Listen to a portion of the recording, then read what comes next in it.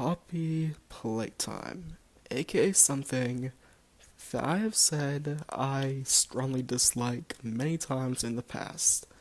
I watched Markiplier play chapter 1 of it, and I was so bored of it at the end. The most that I remember from it was the vent chase and Huggy Wuggy's death. Overall, it was puzzle game first, horror game second. I didn't even give chapter 2 a chance because, well, Mommy Longlegs doesn't look too intimidating. The only thing that I actually know about it is Mommy Longlegs' death and this mysterious hand taking her away. The day Poppy Playtime Chapter 3 Deep Sleep came out, I saw FusionZGamer and Darko had replayed it by the time I got home from school. So I checked out Fusion's videos out of boredom, and surprise, surprise, Poppy Playtime Chapter 3 was good? No, seriously. I actually liked it. It was entertaining to me. And I think the reason why was because there was a lot more horror. It wasn't like 80% puzzle, 20% horror this time. Or maybe catnap's gas is screwing with my mind. Can you give me a couple hours for it to wear off? And I'll finish writing. Okay, it's not the gas. I still like Poppy Playtime Chapter 3. So let's talk about it. First of all, let's take a look at the video's thumbnail. Does it look familiar to maybe this thumbnail?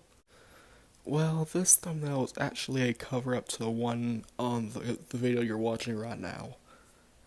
But I'm gonna save it just in case I decide to make a video with something to do with it. So all Poppy Playtime chapters start with a commercial advertising their toys. Chapter 1 had Poppy Playtime but no Huggy Wuggy for some reason, and Chapter 2 had Mommy Longlegs. This one starts with the Smiling Critters TV cartoon that released next to the Smiling Critters line of toys. The group is in a rainstorm.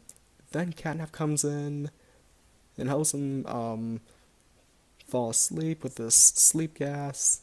Then they fall asleep in seconds after laughing maniacally and then seemingly screaming in pain. Well, at least that's what it sounds like.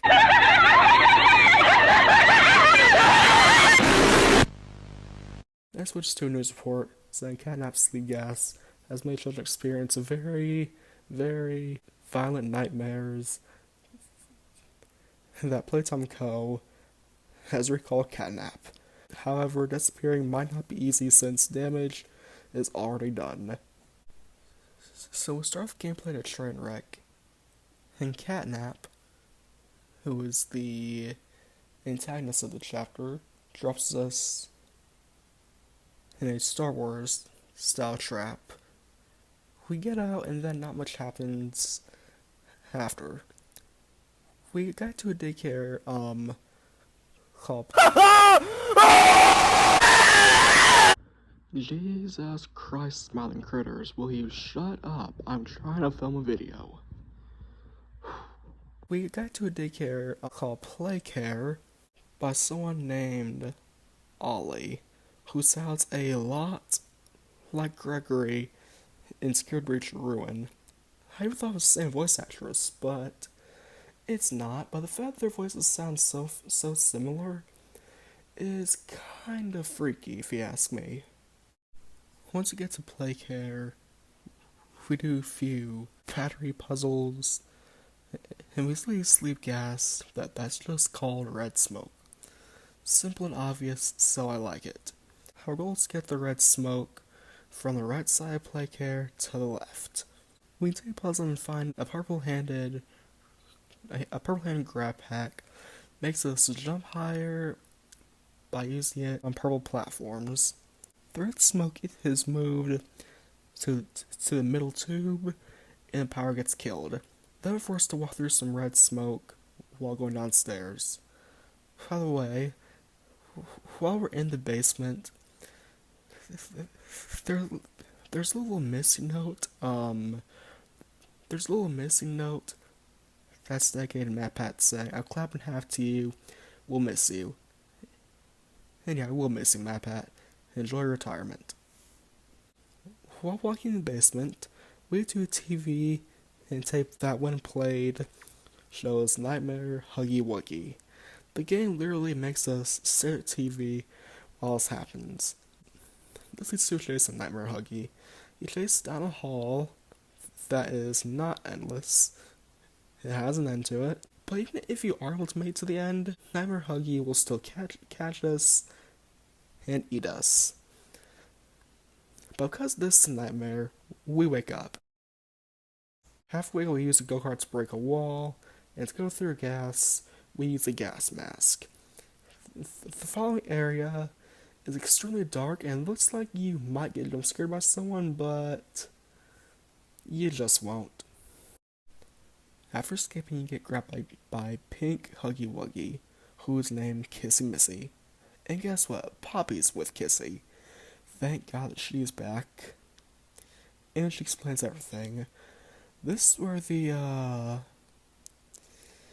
Okay, you know what? Poppy Playtime is more similar to Benny's Ink Machine. So let's go with the Ink Demon Poppy Playtime is mentioned. The Prototype. Prototype is a mechanical figure that is seen taking Mom Lawleg's body at the end of Chapter 2.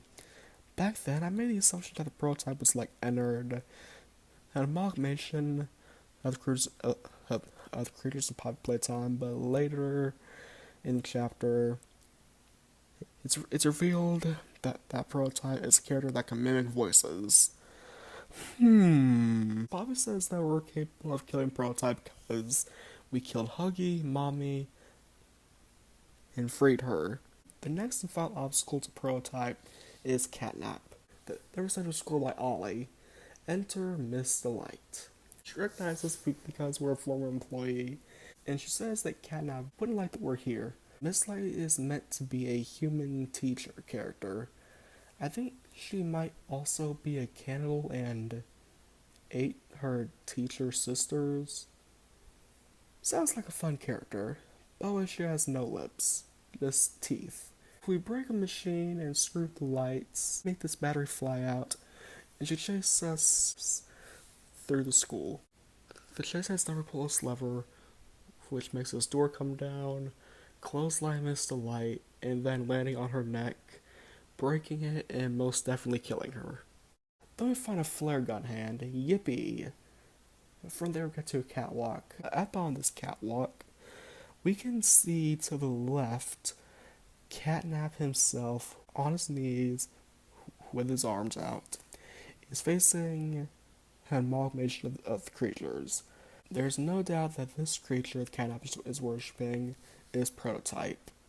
Well, more like a Prototype shrine, I guess. I'll talk more about this later. Then Catnap disappears as soon as we look away because that's how I do in horror games. Now Catnap knows that we're down there with him. Now we go through a small door, and we meet a bunch of mini smiling critters that I think were meant to be plushy versions. But since they kind of remind me of kittens, I'm gonna call them the kitten critters. And the kitten critters, they're out for blood and hugs probably. And way to send them away is shooting the flare gun hand. After going through tubes and moving a couple of boxes, we get to meet the last smiling critter, Dog Day. He's still alive, chained up, and is missing his legs. He says we can't save him, and the Prototype is Catnap's god. And the kitten critters go inside of Dog Day's body by eating his insides and taking control of him. What are these friggin' things? Parasites? Anyway, the sight of this is creepy and disturbing, and the fact that during his jump scare his voice comes back makes it seem like that he's literally just a passenger of his own body now, which makes this even more disturbing. Anyway, Dog Day chases through the tubes, and we get to an elevator, and go down. Dog Day's fate, currently unknown, but he's probably doomed to the Prototype. Poor guy didn't deserve that. We move back to play care, and Ollie gives another part of Catnap's backstory. Prototype saved Catnap's life, so that's why there's a god relationship between the two. We're direct to go to the dean's office, which is full of red smoke. And guess how whenever we're there, we get jumped by Catnap. After caught, the red smoke sends you back to sleep, and we see some of the past events of being outside the factory, in the factory, and in the factory halls with a bunch of silhouettes of the employees running around. Then at the end of the dream, we hear the screams of the employees while alarms are going, and we see Prototype's hand reaching out to us. Then we wake up. Once we do, Catnap demands us leave Playcare, or he's coming after us. And guess what happens? Catnap comes after us, of course. We return to the red smoke power area, and we're given this big blue battery. Whenever we go to plug it in, Catnap stops us and fills the room with red smoke. We are semi-immune to this because we don't fall asleep again, but we do hallucinate and see Catnap look a lot creepier. Not a lot creepier, actually, just a little creepier. We go up an elevator and escape its first attack. Next, he attacks in this room. What we need to do here is power up our hand a bunch of times to stop him, then eventually defeat him. We have, I think, 3 minutes until we'll switch batteries around the machine while Catnap tries to attack us from the vents above us, and occasionally from the hallways. After 3 minutes, this green light starts to spark with lightning, and we hit it with our green hand, and Nap gets out the vent. Now we can launch our green grab pack hand at Catnap, and I think it goes down his throat. Catnap lights on fire, holy freaking crap. He starts burning to death. He runs around the room screaming, and after the fire goes out, the vent opens and Prototype's hand reaches down to him. Cap gets on his knees, and then Prototype kills him. Now, I'm not exactly sure if Catnap knew Prototype was going to kill him, or if he thought he was going to save him, but either way, Cap sinks his claws in Catnap's head and drags him straight back up the vent to become part of him. Catnap has been defeated. Now, let's see here.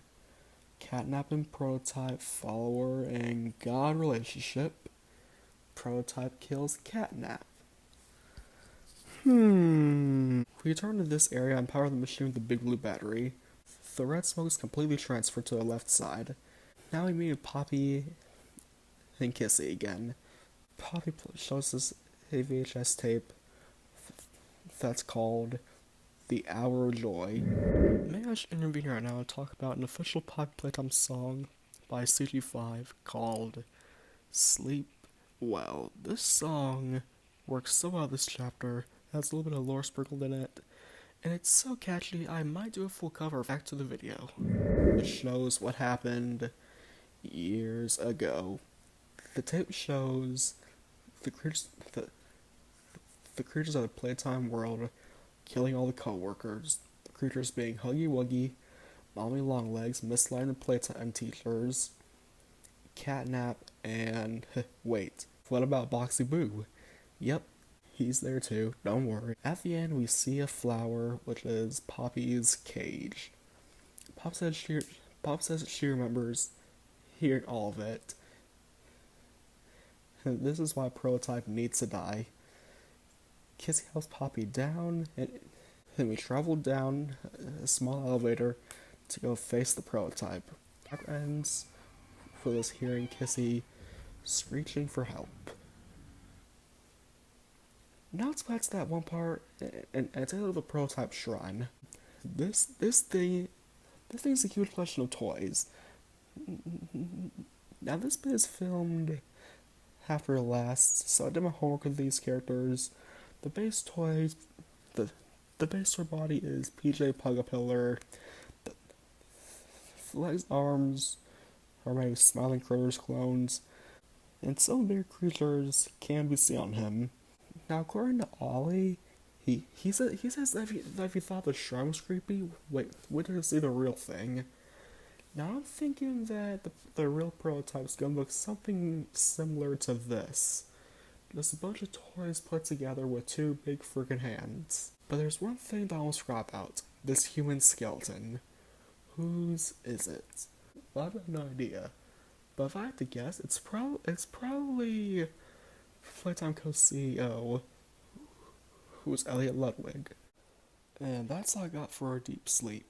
So like I said, Poppy Playtime has never sparked my attention before. But now that Chapter 3 is out, I'm excited and I can't wait to see what Chapter 4 has in store for us. Also, these are just jokes. I'm sure that what Mob Games is doing is taking inspiration from FNAF and Bendy. Anyway, thank y'all for watching, and I'll see y'all on the flip side.